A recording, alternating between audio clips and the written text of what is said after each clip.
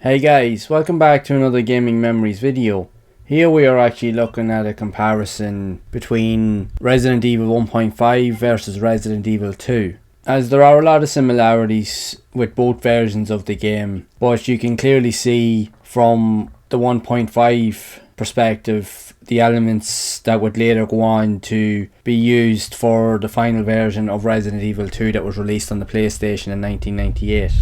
I actually have created a couple of previous videos and reviews on both of these games, so I'll make sure to drop links below in the description and even in the card above so that you can go and check them out. So what started off as an original prototype for Resident Evil 2 ended up being scrapped very early on in 1997 in favour of the version of Resident Evil 2 that we got. So Resident Evil 1.5 has since been the topic of pretty much gaming lore in history, as it's one of the most sought after prototypes of any game of its kind ever in the games industry. And you can see here from on the screen the differences compared to the original game that was actually released. There's different environments, and even some of the character models as well are very different from what we've seen in the final game. So as you'll see here now on the screen, the comparison between the two games, so you can get an idea of what I'm actually talking about on the Leon campaign.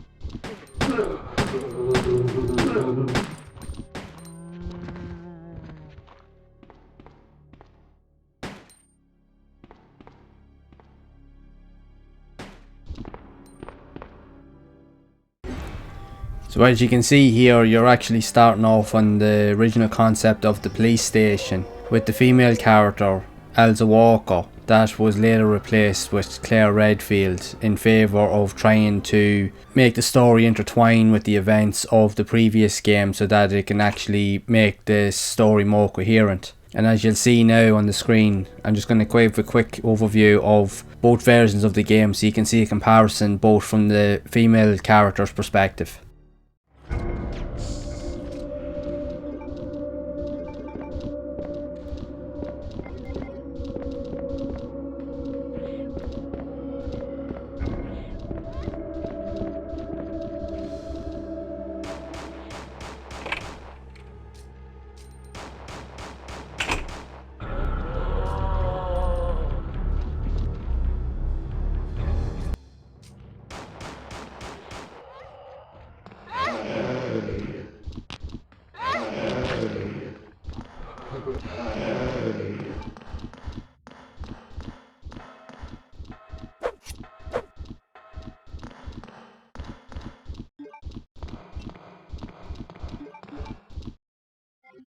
So you can actually definitely see the differences between both versions of the game, which is quite interesting when you actually think about it from the perspective of where the game actually led to its final release. Like I mentioned,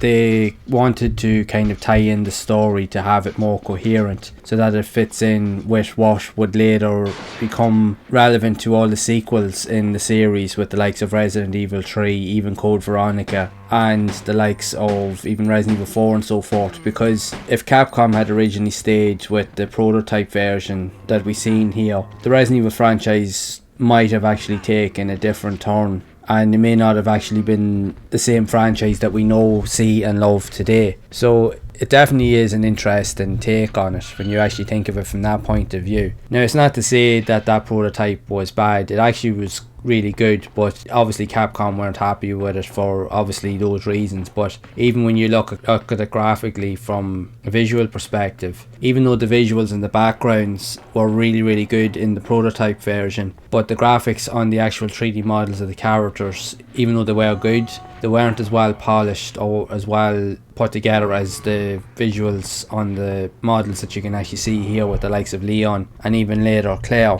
Because at the time when Resident Evil 2 was finally released, it was considered to be one of the best looking games on the PlayStation because of the high polygon count of the characters. You could actually see the facial expressions, and even in terms of some of the animations and that, depending on say a certain damage aesthetic, that it would be very reflective of the environment, which was definitely a neat touch. There was also a lot of elements that were included in the prototype that were left out of the original game, like say some of the, like I mentioned, the damage elements, but there was also like blood splatter features that when you shot an enemy or if you got bitten, that both the zombies and the actual character would actually have damage visibly seen on their clothing or their outfits, and blood would splatter like in different parts of the environment and so forth, but that was left out of the original game. But to think of it in that perspective, considering with the limits that they had with the hardware at the time, in order for some features to actually be implemented or to have better graphics, there was certain features that would have had to have been removed, which in a lot of ways it is a pity, and it would have been awesome to actually see it. But you can clearly see with later games in the series that in a lot of ways the prototype and even the final versions of the game were way ahead of its time and what their thought patterns were in terms of the games. But you can see that,